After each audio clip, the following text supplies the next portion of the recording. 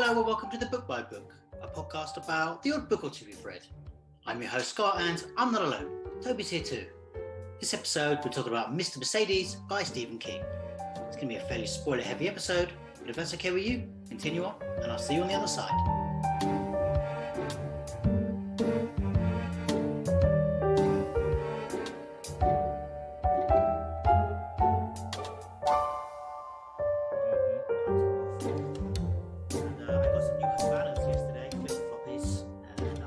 Okay, I thought cigars, but yeah. Oh no, just the flip-flops. And I'm breaking them in, and I can go hard with flip-flops and wear them all day, every day for summer.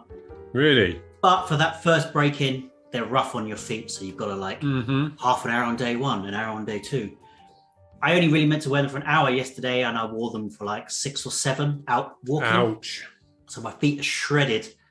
Oi! But going to the swimming pool, no one really likes it, but that stage of trying to get clean and dry, yeah, I find them really hot and sticky. So I just want to get out. So I'll basically wear like flip-flops, the loosest t-shirt and boardies, and I'll pretty much just sort of in and out. Like I'd rather go out and dry on the grass than hang out in that little changing room. And more of the story is, so my feet were already shredded, and I thought it's only about a half hour to the swimming pool just to get there, find out it's closed, and to turn around. My feet were not best bemused. I can honestly say, I don't think I've ever owned a pair of flip-flops. That surprises me. You're a very cash guy, especially come summer. Like you seem to be a cargo shorts guy most of the year. Yeah, I would. That might be because of your job. Jeans, and yeah, I get away with wearing whatever I want. I just meant the cargo shorts have those side pockets and pockets on pockets. Like a guy at work who would have the utility belt for a busy day. The back belt. I have buy my first ever pair of decent joggers. Is it joggers? You call them joggers, I guess, like tracksuit bottoms. But they're for home, so like hanging out while you're at home in casual wear. But these things, I'll show you. They are. Whoa! It's like a cow print. Yeah, they're badass. They're super cozy. Yeah, very, very expensive. Well, in Tobyland, they were very expensive. Even though I got them in the sale, they were still expensive. Like originally, they were like 120 quid. I got them for 40 in the sale. Lounging pants, but you're paying extra because they're acceptable pajamas. They're pajamas that it's acceptable to wear out. Absolutely outstanding. Other than that, I'm trying to think what else I've done. Not a lot, really. Finished Stranger Things. Nice. Thumbs up.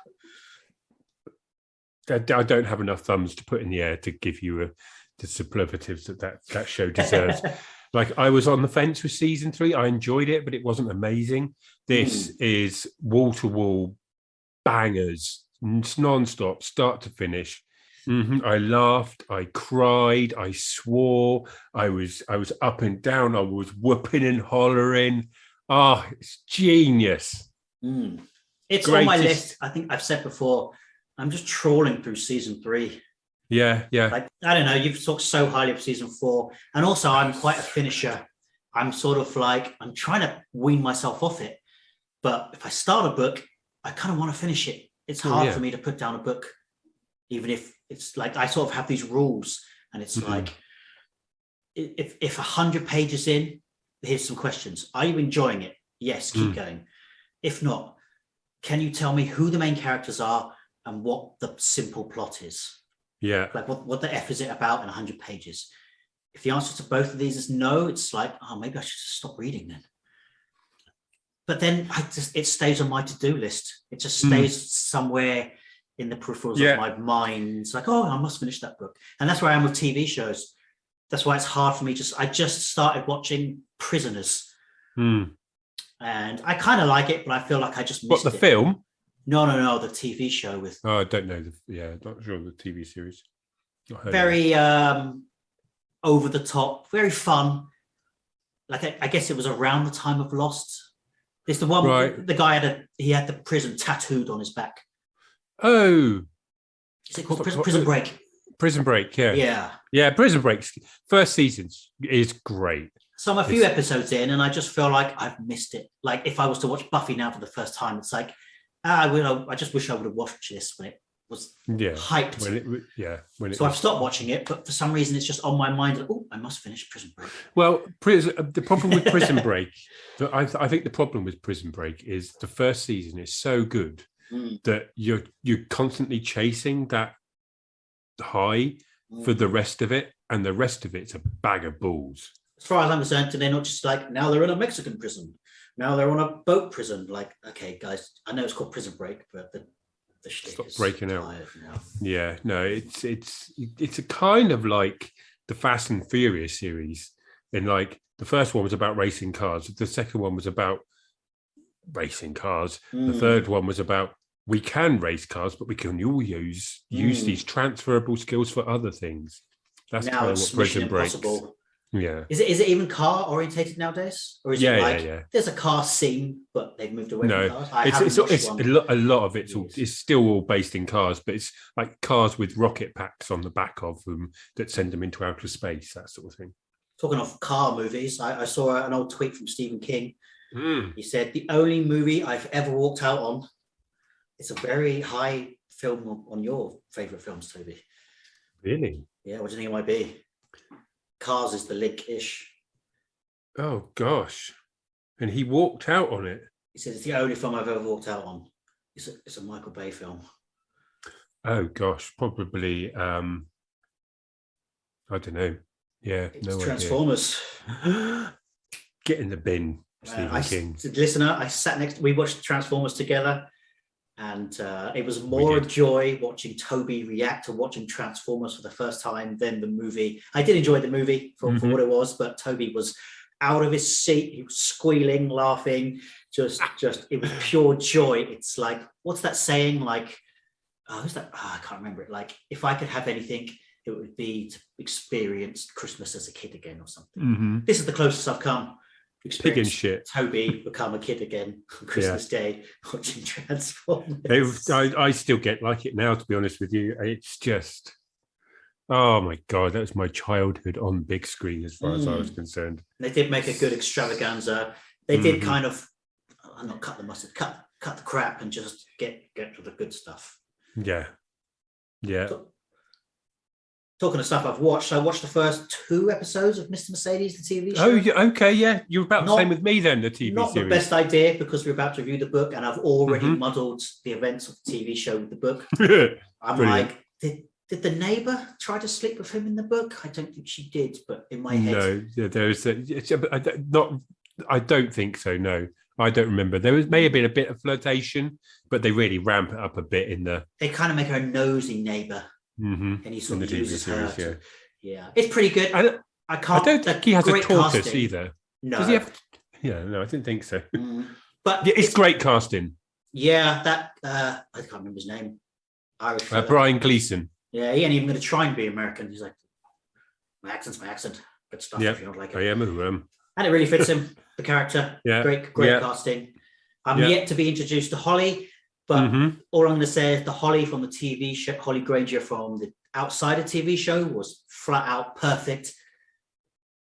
And they added a hell of a layer to her on the Outsider. That she's just, even though Mr. Mercedes was probably shot first, she's going into my eyes with stiff competition. But I know the actress. She's in Succession, which I'm into season 2 of, and she's kind of likable. In the book, we'll get into it, listener. She doesn't come into it quite late. No, I kind of wanted to quick watch it so I could just have some comments on her, but I can. It's not the easiest show to watch when you're trying to eat your dinner. No, it's definitely not. I think I've only seen the first 2 episodes because I really wanted to watch it, and I think I watched the Audience was the network that was running it in the US, and I had a link to watch the first 2 episodes in the UK on that network. And then it never got the rights were never sold to the UK, so we never got an airing of it. Apparently, I think you can get it on Amazon now, but I have to pay a subscription fee to watch it, and I'm just like, I think we're watching it as Amazon for free in a different continent, right? But so it's on that going back to bucket lists and lists of things to watch, that is on there, because I really enjoyed the book. I really enjoyed the first 2 episodes of the series. and I'd like to finish it. And I'd like to see this rendition of Holly and then the Outsider rendition of Holly, because I'm excited for you to see The Outsider. I think the book was good, bit flabby, but enjoyable. But I think they sort of improved in a few parts of the TV show. Right. Okay. I guess they just added layers and stuff. Even if it's not better, it's just different in a great way when it's different. And I'll say no more for surprises. So you've been on. You're a huge fan of Mr. Mercedes. Yes, I was. Or you're a huge fan of Holly, either way. Both. I thought the first and third Mercedes books were really good. I really enjoy the Hodges versus Hatfield dynamic, and that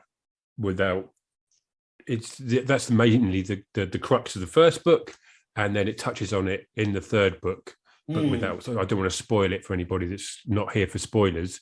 So we'll give you a spoiler warning, but the book cover of the third one is a guy in a wheelchair. I'm kind of guessing the villain guy comes back in deranged form. Yeah. Was that the spoiler you didn't want to drop? Kind of. Yeah. Hold up your book. You've got a great cover. You've got the best cover I've seen. I was talking to my partner the other day. Stephen King covers are kind of naff, no? I quite like them. It depends on where you're coming from. I prefer the 90s. Yeah, the 90s ones are really cool. Like, and 80s, 90s are just banging. Some of the covers there. Yes, I can see what you mean. Like, let me have a look at your cover. Yeah, like that. It's all right. It's just a sort of umbrella trashed with a car print through it, but the car print is like blood red, and it's cool. It fits the book. It actually fits how I would sell this book and some of my thoughts on the book. It's that sums it up. The way they've sort of tried to sell it, that is. Yeah. You've got quite a cool cover. You've got like a sort of mirage of umbrellas that are like grey and one blue one. It's like Schindler's List, but with umbrellas. Yeah. No, I think this is a UK. Well, it's a UK first edition. There is a limited edition of this cover, but the umbrella's purple, which I just don't get. Is there anything else to it? No, that's it. It's just purple. It's W.H. Smith's. I bet that drives you mad because I bet you want it. I bet you're like, I don't need that, but I want it because it's I want it. Yeah. Get me a felt tip pen. I'm good at drawing in the lines. Yeah, exactly. But yes, no, I really enjoyed that, especially the first book, and then the Holly character that comes from, like you said later in this story, and then progressively more and more. And I think Stephen King even said himself that this originally was supposed to be a short story. It then became a novel, and from this novel, the character of Holly came into existence, and she just wouldn't leave him alone. And he became she became his favorite character. One of his favorite characters he's ever written, which is why he continues to write about her. And she has her own solo novel coming out, I believe, either the end of this year or the beginning of next year, called Holly, which is titled Holly. So he's I am dropping very it with excited. The titles recently. Fairy Tale, Billy Summers, Holly. Like, come on, dude. Give me the Black Hand.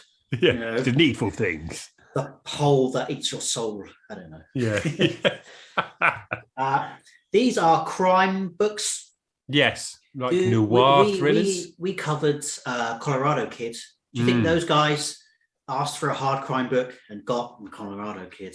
Thought, okay, it's King. We're not going to diss that. And then he pops this out and goes, yeah, because we could have done with that. Yeah, Stephen. But this is more. To be fair, this is more like not Scandi. This is more Scandi style, as it were. This is more just modern day crime. This isn't hard boiled, and I guess the hard crimes was supposed to be a nod to the bygone era of Sam Spade and stuff like that. Nice. To be fair, yeah. No, this is straight up crime thriller. With what I would argue is a typical Stephen King opening setup. Not typical, but it's you could tell it's written by Stephen King by this setup at the beginning, which is harrowing. Do you want to run us through a spoilerish free? Yeah, what's the book about without giving it away? Okay, so in essence, the characters, I guess. a group of people that are searching for a job, like a Job deprived fair. area, a job fair, yes, and loads of like 300-400 people have turned up, and they're queuing at 4 in the morning to be the first in line to get this thing. And a horrific, how would you call it? It's not like an accident, is it? It's just a deliberate attempt to maim and murder as many people as possible in this queue by our killer Brady. He basically drives a Mercedes through the crowds and just slays, I don't know, 20, 30 people and then gets away, drives off. We have this detective who am I right in saying that he tried to solve the case? He was on the case. Yeah, he was on the case, couldn't solve it. They couldn't catch him. There was no... They couldn't, yeah. And it's haunted him ever since. And he's since retired, and then he's contacted via this social media website called the Blue Umbrella and taunted basically in his retirement. And he's typical detective, is like down on his luck. He's got no friends, lives on his own. I believe he's sucking the end of a gun at the beginning of the book. And he just wants to take his own life. Sees no point in existing anymore because being a copper was all he had going for him and all he lived for. And then this website pings into life and starts to taunt him. So he starts to investigate, and this leads him back to this Brady character or this killing. And it's basically becomes a cat and mouse between our detective, who is kind of like not quite death's door, but not far from it. He's got a really bad cough, very down on his luck, and just rough around the edges. Yeah, overweight, unhealthy. I mean, he's retired, right? So that puts him in his 70s.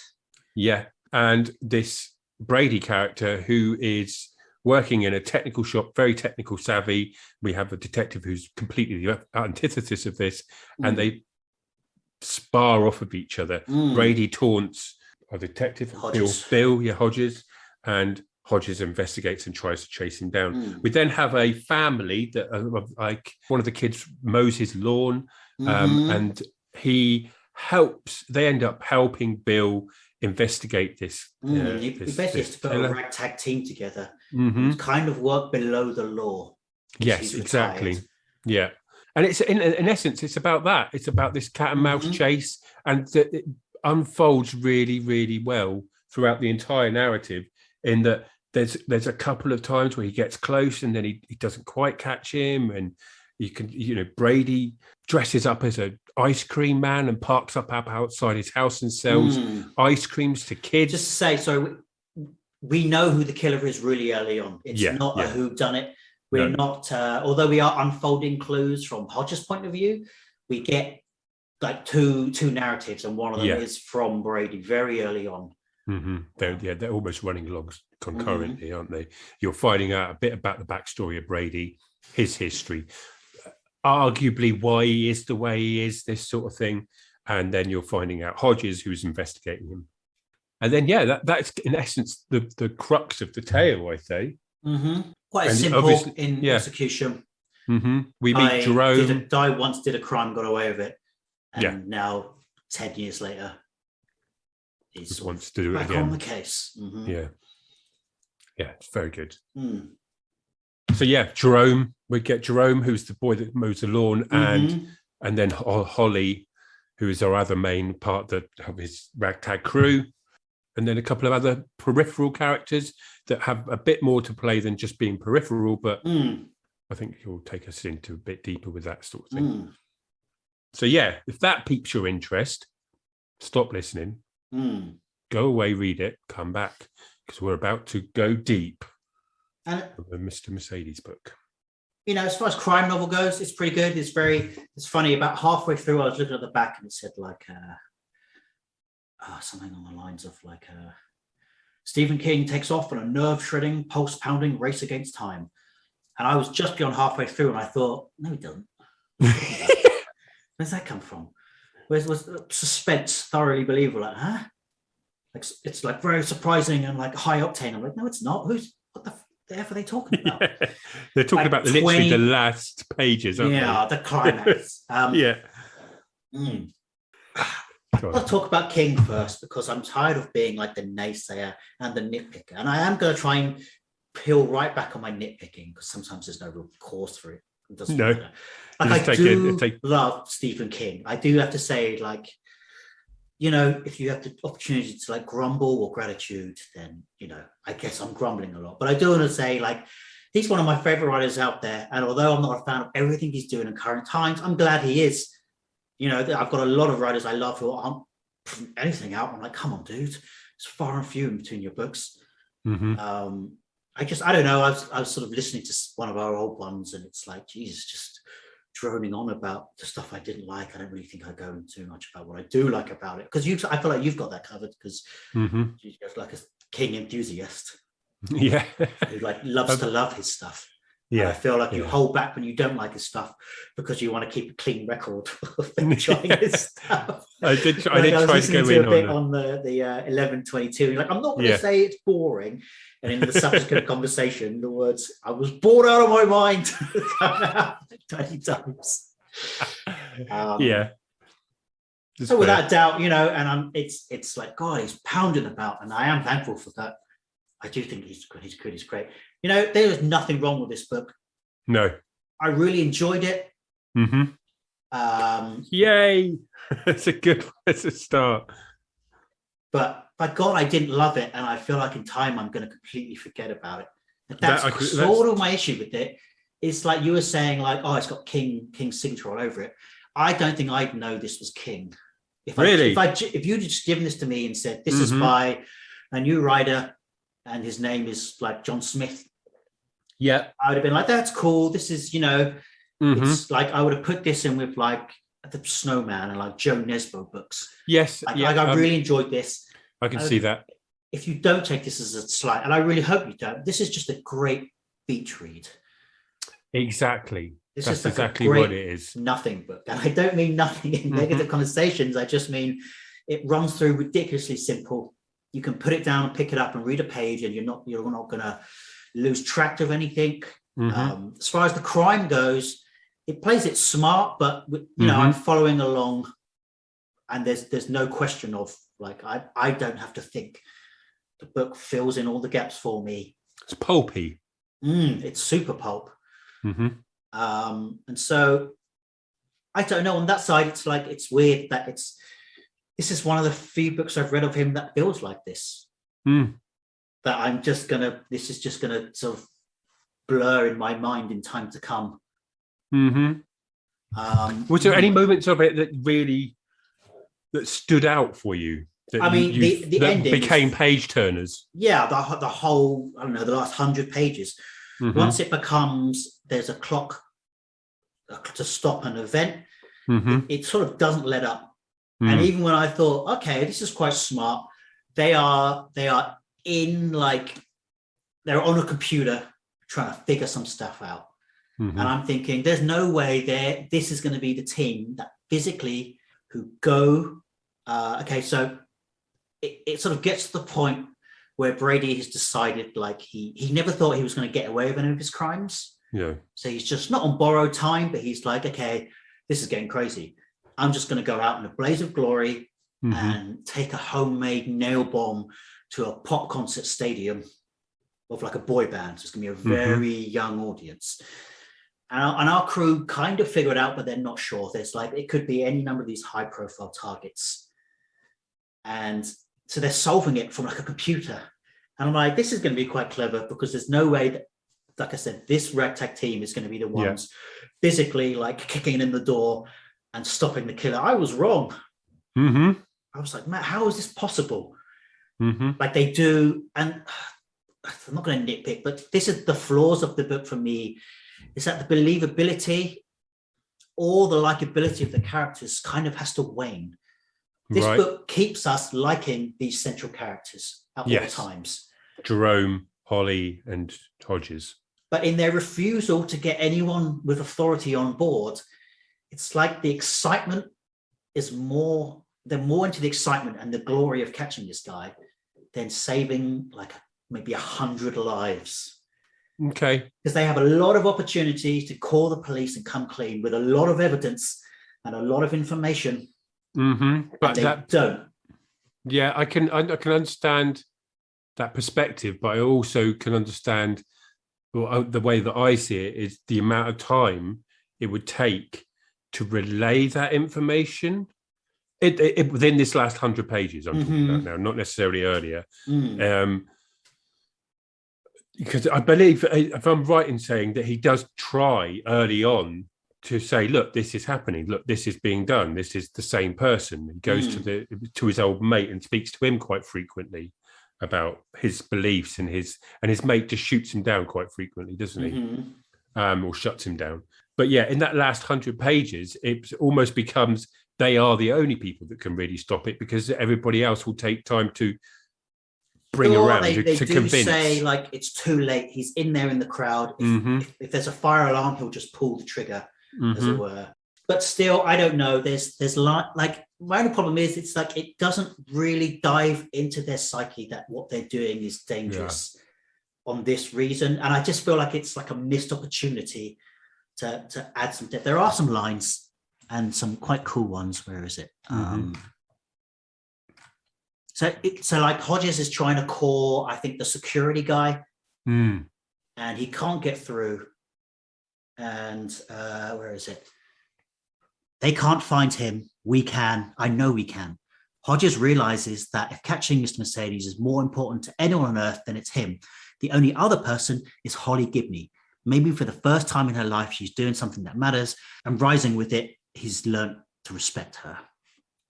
So it's sort of like he sort of has this inkling that Holly's with him on this is us who are doing this. And there's nothing wrong with that, but it never really sort of comes back to that. Like I feel like this book glances on stuff, which I think, oh, that's going to be something to sort of get stuck into a little bit. And then it sort of moves on. Like the whole thing at the beginning, it sort of makes this comment on the 2009 financial slump at the job market. The guy's kind of a fascist. He's a massive racist. What's his name? Brady, did you say? Brady, yeah. So you think maybe there'll be some political thing? Not really. Doesn't come into it. No, he's that was just a big group of people that he could cause a maximum amount of carnage in, I think. If I remember rightly. But yeah, he's picked these poor people. And it is, at that beginning, is horrific. There's like a woman with a baby. Yeah, like we follow that scene from people in the crowd. And it is like a brutal starting. I've got to be honest, when we met with Hodges, my eyes rolled hard. It's just, this was written in 2014. And it's a hard cliche to just get us going. An ex-cop who's a bit alcoholic, whose wife has left him, who's got nothing left but the job, and he puts a gun to his head every morning. Like, oh, come on, Jesus. I don't know if you ever saw Charlie Brooker's A Touch of Cloth.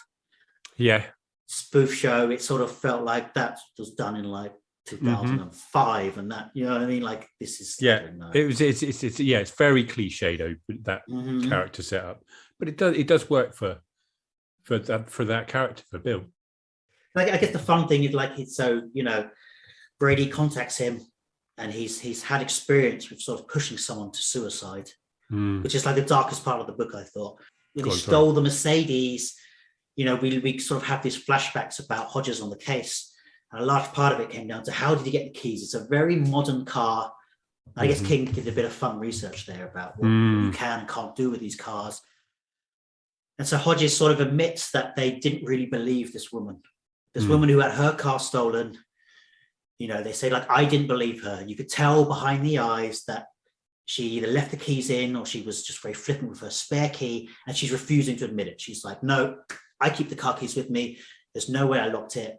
And, they sort of like CSI the night in question, like, well, you said you had some shopping with you and you were late to meet your mum, so maybe you're carrying bags. And she's like, no, definitely. I always lock my car. It's always parked in the same place. And she's adamant that, because she takes a lot of this guilt on herself, because it was her car that killed 40 people right at a job fair, and she feels extreme levels of guilt for the fact that it was her car that was used. And then you've got the police like blaming her, basically being quite cold, very and hard. unsympathetic. Yeah. And I guess they do a good job of putting us on her side to an extent. We are like, he does make her like, oh, she's frustrating. She's like, she's like another character we talked about before, when it's like, oh, you just come on, like just be honest. But the dark side is where we find out she's been contacted by the killer. And he's like, I can't believe I did what I did. You're the only person. He does a very clever tat of saying, like, we're in this together. Only you can understand. You know, if only I just saw the keys and I thought I have to. I wish you hadn't done that. So she ends up committing suicide. And I guess that's what gives him his sort of hard on for, like, you know what, I can be the outsider and sort of get some bread and mop up the grief gravy. And so that's why he contacts his Hodge. He's sort of, like you said, he's the ice cream man on the street. It's kind of all right, but a bit like, I don't know. I just feel like we've seen this before many times. But I won't nitpick. He sort of watched him through his window, so he knows he's suicidal, so he thinks he can push him on the edge. But actually, he spurs him with energy. He gives him a reason to live. Yeah. It kind of ties into like why he wants to do it his way and keep it off the books. But the stakes are just very high, and we never really see a kind of like self-realization that he's in the wrong of any way of doing this. Like, he wants us to keep us on his side. But for the caliber of novel, it's fine. Like, it does work. And by God, the ending is thrilling, listener. It's not that the beginning isn't, but it sort of it plods nicely. Yeah. We get to know the characters. We get to know him. We get to sort of like... I thought the stuff with Brady was really nice. You know, where you find out about the abusive mother, the abusive upbringing, the mother cajoling him into killing his own, or pushing his disabled brother down the stairs. And I don't... am I right in saying that he's part of the reason why the brother was disabled in the first place? Did he choke on something and he didn't say anything? He just watched his younger brother choking on. Yeah, like, I don't know. They're a rough family. And then the brother became a burden. And the mother, that it was a very brutal sort of accidental slaying where they drop him down the stairs like I don't know, 10 times or something. Yeah, and he's being abused by his mother as an adult. My problem with Brady is he seemed very faux deranged. People really seem to like him. I've read some reviews and stuff, and it was like, this is going to be like one of the villains that people talk about for a long time. And this is only going off the first book, but all of the stuff in the backdrop about like his abuse and stuff that happened to his brother, it just felt like he was in a room with some mates and he was like, what would make a serial killer deranged? It's like, imagine if he like chucked his brother down the stairs. That's messed up. Yeah. Imagine if he, you know, he's abused by his mum. Yeah. What else? You know what I mean? Like, I don't know if it was the age of the character. I'd never really bought him too much. Okay. To be honest. I guess I don't feel like it got into the psyche. It just sort of touched base, and then it gave us a few examples of like why you could end up like this. Yeah. For me, I don't... You don't think the waters are being muddied between your impression of Brady in the book and then the impression you've been given since watching the TV series? Because I did feel that possibly Brady in the TV series just felt and looked a little bit too young. Bit clean cut. I guess that is kind of how I pictured him in the book. I do sort of remember having those feelings of like, I don't know, I think it was somewhere around... I'm trying to think. I can't remember. There were just a few things that made me just think like, this doesn't feel disturbing. It feels like he's trying to be disturbing. And that's not to say anything that happens isn't. Just, I guess for some reason I had like Hannibal Lecter in my mind. Real reason I was comparing him to Hannibal Lecter and what the two try to do and which one feels like it succeeds and not. Like, I for sure, everything you could say this guy does is disturbing. That's something about the genuineness of it. I don't know. It was just hard for me to buy into him. That's it. Maybe no real reason other than the speed of the book. Yes, and that was what I was going to say, because it isn't. You're not given that much time. What you're given is it's not deep, but it's enough It's like the to Cliff allude Notes. to why he may be who he is, Yeah. but it never really delves deep. Like we saw in the 2263, you spend 5 years with these two characters and you really got to understand them, and they were almost palpable. Whereas Brady does feel like a person that does horrible things because he can, and he's had a horrible background. That may be why it is he's doing the things he's doing, but we can never be 100% certain. And then, yeah, so I could see where you're coming from.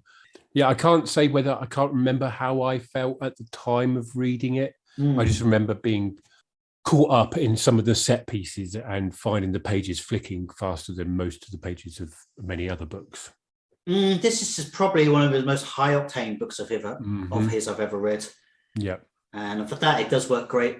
It's got that sort of Darren Brown end of a page, you turn it to see what happens next type of effect, that pulpiness, like we were saying, that beach read, that take it on a holiday. It's definitely one of those types of novels. And I think that's a testament to Stephen King as a writer, is that he doesn't write like this. There isn't many books that are like this of his in his back catalogue that I can think of. I don't know if you've read anything that comes close or was this before touches or on after The Outsider? This is before, because Holly. This is the first of time course, yeah. Of course. So the fact that he's attempted a novel of this type and done it so successfully that we're saying this is a nothing book, this is a take it to the beach, read it, put it down, forget about it, is a testament to him as a writer and his skill at being able to turn his hand to different genres. I think you're right, but if I ever met him and all I had was Mr. Mercedes, I was getting a signature, I don't think I'd say, I love this trash book, buddy. Like I do wonder what I guess I wonder what he feels about buddy. it. Like this is, I don't know. Yeah. I do have something for my clunk metaphor list. Remember the laughable Langoliers, where the blind girl who can see better than anyone else is hearing their Langoliers coming from a distance. And she says, it's like that horrible noise from the bowl of Rice Krispies. And you think, what do you mean that horrible noise? That's not a horrible crackle noise. and pop. Like, you could compare it to it, but whoever said it was a horrible, disturbing noise? Yeah. We get Hodges and Brady are sort of mostly talking via this sort of like secure chat site. Purple umbrella, isn't it? Blue umbrella. I guess this goes back to like Hodges is like playing a dangerous game because he's antagonizing him and he knows he is. Yeah, that's what I liked about it. He knows what Brady wants and he sort of refuses to give it to him. I think he's like, I don't even think you're the real guy. He sort of finds ways to piss this guy off. He's pushing his buttons. But he's pushing his buttons, so he'll do something big, like kill someone, and then he can, someone got killed. I can zone in on that. So that is quite brutal and old Mr. Mercedes, Hodges. Brady vaguely remembers some cartoon character. Maybe it was Foghorn Leghorn, the big rooster with a southern accent, who would get so mad, at first his neck, then his head would turn into a thermostat, the temperature going up from bake to boil to nuke. Brady can almost feel this happening to him. Yeah. I guess it works. I do know what he means. I can visualize it. But when it's like a serial killer who is talking about poisoning dogs, who has a very vicious racist attitude, it sort of puts this, I don't know, that's what sort of keeps this down on beach read. And for me, it takes the danger out. It takes the menace out of the character. There's not loads of this type of writing. No, there definitely isn't. But it's like he's created a vile character. And then he likens him to a rooster. I never really feel like he's dangerous. And he does some, so one of the sort of ragtag team is the sister of the car owner. Yes. That's his sort of closest contact because she inherited everything. This was a harrowing scene, this was. And they sort of get on. She's not retired. There's a bit of an age gap here, but this is one of the few romances, as it were, that I really feel works without any kind of or anything. And there's a giant age gap. 20 years, I think it is, or something like that. They just start getting on and they have, I don't know if they're sort of dating, but they have a little love affair. I think they're in this intense It's like a situation, flirtatious, and yeah. they're the sort of only people who can really understand what they're going through, and they're just drawn to each other. And it's another testament to like Hodges is feeling younger than ever. And at one point, is it a fez hat? Yeah. Yes, fedora. Ridiculous. It's such a ridiculous hat for me. One that's brought in, it's really hard to picture someone genuinely wearing that. Personally, no shade to anyone who wears a fez. But so it's a bit of a spoiler here. So like, if go read this book. It's a very quick, short read. In an attempt to blow up Hodges, and in a weird sort of farcical, she takes the hat instead of him. She gets blown to pieces in a car. This is how how Holly is brought in. Holly is like the niece, like a third niece of this set of characters. It's the funeral for the sister, isn't it? That he's been taunting by the computer, saying you're guilty, you're culpable as I am. I guess, yeah, but the mother dies. Sorry, the mother, yeah, because the mother is brought into it. Like they're caring for the mother who's she's like one of the sort of witnesses. I can see it in the TV show already. You know what I mean? There's always a nursing home of someone who's on the edge of memory. That's right. Yes. Yeah, and my only regret here in this not regret, but I do wish I could have read Holly's journey from start to finish. There's a line at the beginning because we meet Holly, and from my point of view, I've read The Outsider. If you haven't read The Outsider, it's not a spoiler, but we are an up and running and very heightened Holly who has found her own and doing her thing and flying with it. When we meet her in The Outsider, when we meet her quite late in the book, you told me she was in this. I thought it was going to end with like, hey, there's a case coming. Oh, I don't really want it. Yeah, but she's asking for you. What's her name? Her name's Holly. You know what I mean? I thought it was going to end on that footnote. No. She does come in late. And I thought she was going to stay so on the peripheral that she comes in so late on this book.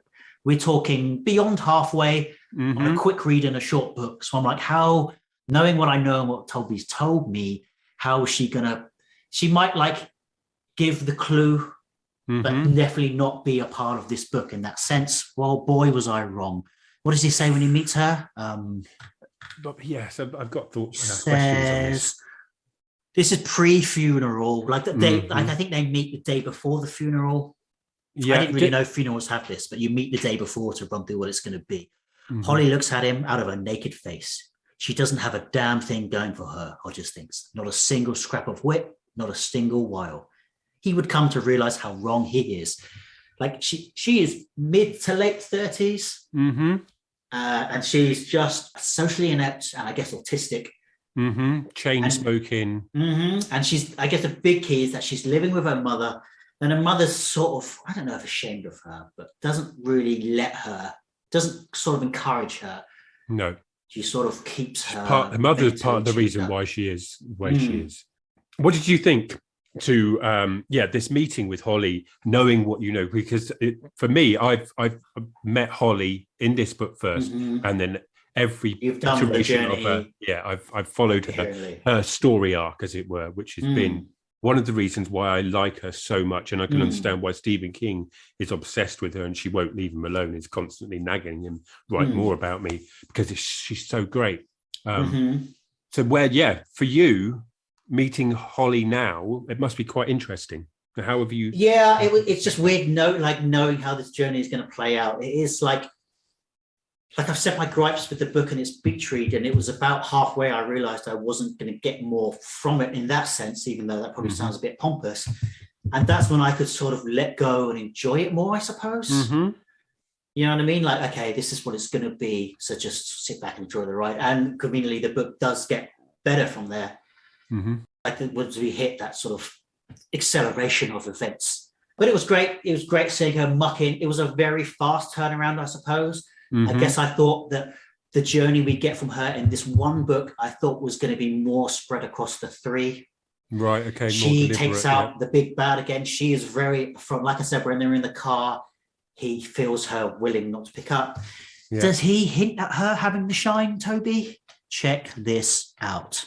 So this is it again in the car, racing to the place.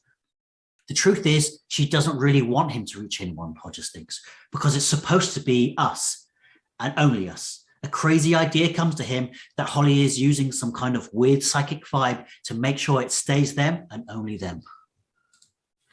They're doing a quiet, noddy thing. So there is nothing supernatural in this book, listener. It's pure crime. Yeah, is it? When we spoke about The Outsider, my gripes with her just coming in from that book were like, damn, she's blunt to offensive. Like I said, it's like she'll be on the call to like the family of someone whose kid was like molested to death, and she'll be like, hey guys, sorry I'm late, I'm tired, I slept in, I was watching Citizen Kane last night. Have you seen Citizen Kane? Oh, that's a good movie. I tried to watch half of this movie, it's not as good as that movie, but guys, have you seen this other movie? That's like, autism. Pipe the ass down. Right. I guess I wasn't sharp enough, or the book assumes you've read it to pick up on that autism until much later in the book. And so but you were saying that, I think it was you were saying that, or alluding to that, she's quick to jump on the whole, or the people around her. When it came to El Cuco, she was the first to like, you need to consider this. There's a sort of Mexican, she was a vampire thing. I believe it. And you said, she's more open to these things because of the past. Nothing in this book is, like I said, supernatural, but we'll see what the future holds. We're in the King universe here. Yeah, there is a very, very small, I think it's almost the last paragraph of the book. And this one ends. Yeah, this one you're reading. Let's have a little peek. It ends with capital letters, I believe. Oh, let's Finders Keepers. A little excerpt from Finders. Maybe it's the start of the other one. Like the very final, like almost post credits roll. It's we're in some sort of like traumatic brain injury clinic. Yeah, and we get for me what I got from that was that Brady is not dead. Yeah, and he comes through in the brain. Okay, maybe he has a headache and he's asking for his mother. Okay, it might be Finders Keepers, but basically there is a wink. A wink, a sort of, there's a word called clack that becomes quite prominent. And I thought it was the end of this book, but I think it might be Finders Keepers, because Hodgins goes back and visits Brady in Finders Keepers, and there's a clack. And that's where the start of Stephen King, as we know Stephen King, starts to bleed into this universe. Interesting. And which is why I'm less like you are with the whole her being on board with El Cuco so quickly and going that direction than, because Pennywise exists in this universe, but as a fictional, like Stephen King exists in this universe. When he was the driver in the Mercedes, he wore a clown mask that is likened to the Pennywise mask, to the point of, yo, this is really close. Did you ever watch that movie about the clown in the sewer? No. 3 months after Hodges' retirement, he did watch it. Oh, that was a scary clown.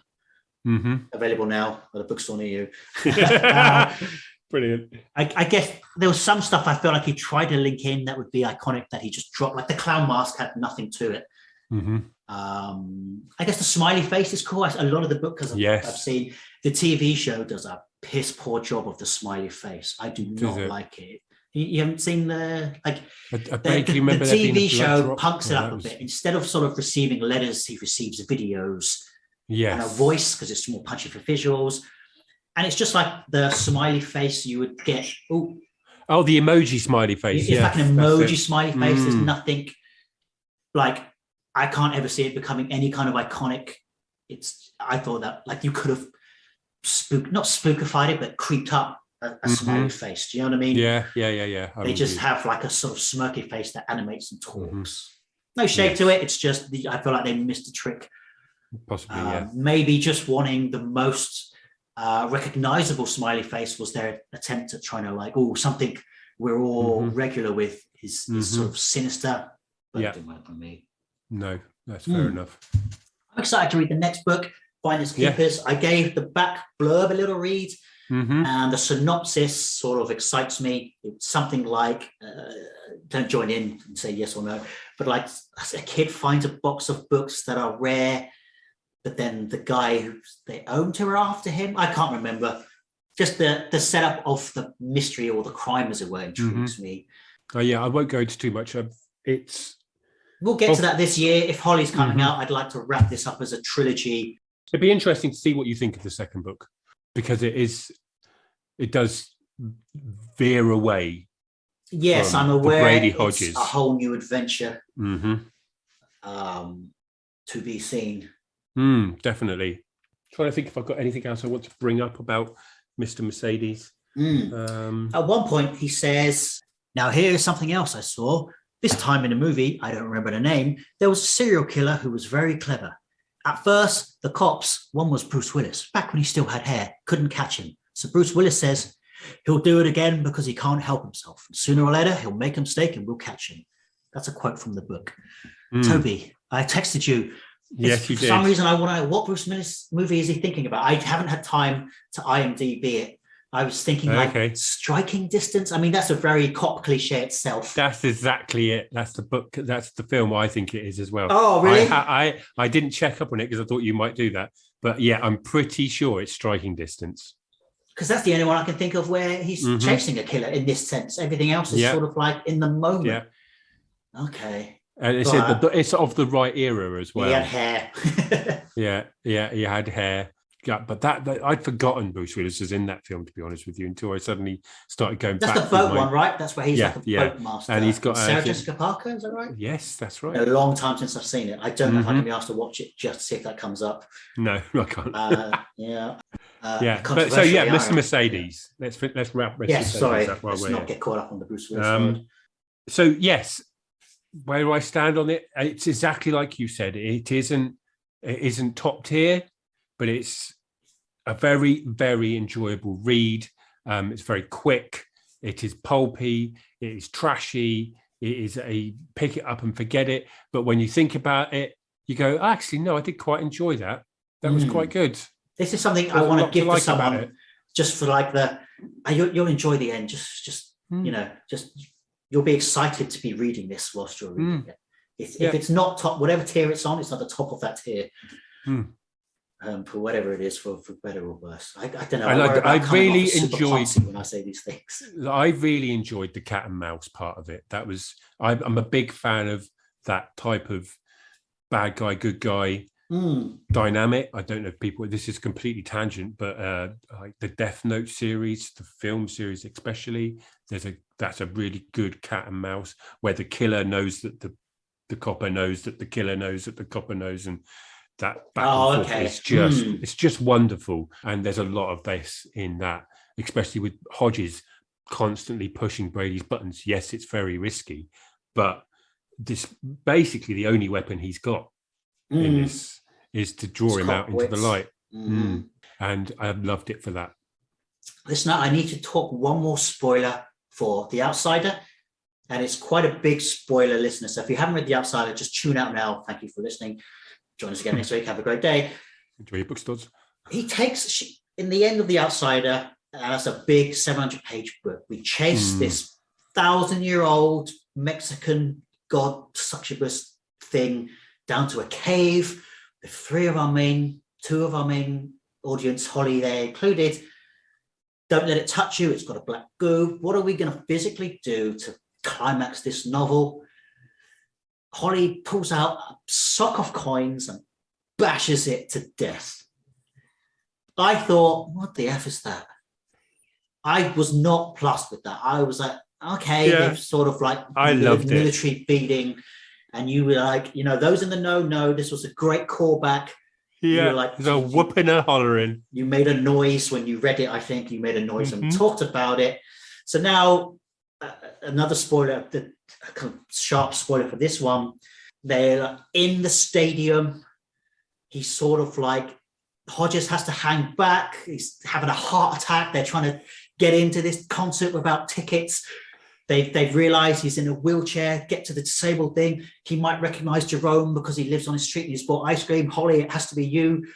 Again, this is like, man, Hodges sending in the people he's sort of sworn to protect. Like, send in this at this stage, someone you don't really know who's mentally disabled, but they don't want to pull out a gun. They don't know anything about guns. So she pulls out like a sock of ball bearings and gets close enough to just whack him because he's got his finger on the trigger. What can they do?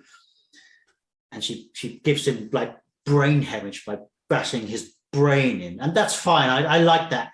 It's hard for me to know what that callback would have been in The Outsider, because I still believe that's not the way I want the big vampire guy to go out. Go down, yeah. Remember, there was the sniper in The Outsider? Mm-hmm. Shift it. She could have taken the sniper out with a sack of quarters. Personally, I still have my qualms about the final death of a 1,000-year-old vampire being a sack of quarters, but you seem to enjoy it and no regrets from you. I loved it. It was great. But I don't want to see that sock again. It's like the Morning Star. But you know what? The amount, it's like the callback to when you watch Transformers, the amount of joy you got from it was worth it for me. Yeah. Yeah. I don't know if it's the last time you'll see the sock. But as a climactic vehicle, I don't want to see it finishing the big bad again. It doesn't. I don't believe it does that. Sorry, we started wrapping it up. I was going to say more about, like, I guess you brought it up, Hodges versus Brady. He's a man of old school techniques, pen and paper, and Brady is the tech guy. I think we're out of time. That was a cool aspect of it. Yeah, I guess that's why he had to bring Jerome in, because Jerome again is like a kid, and it's like, why is he bringing all these kids into this dangerous zone? Yeah, he kind of brings them in and tells them not to get too deep in. I don't want you getting involved. You can't get involved. But they still wedge anyway, themselves get in the in, car. don't they? We're going to the house of a serial killer. So there you go. That's my 10 pence worth. What's your average ranking of this book, listener? Let us know. We're going to kick on with Finders Keepers. But thank you for listening. Thank you for listening. And join us for the next one, Finders Keepers, and then finally, End of Watch. End of Watch, just in time for Holly. Toby's blocking up our things to read list. He wants to do Billy Summers and Fairy Tale and Holly ASAP. Yes, so I do indeed. I think we need to retcon a podcast about the odd book or two we've read. No, we're going to get the trading standards having issues. I think a podcast about the Stephen King book we've read is becoming more apt. We're going to spread it out if we can, listener. Hey, we're going to wrap it up around there. I want to thank you for listening, and I hope you enjoyed. Join us again next episode, and until then, spoil your local bookstores and have a great day.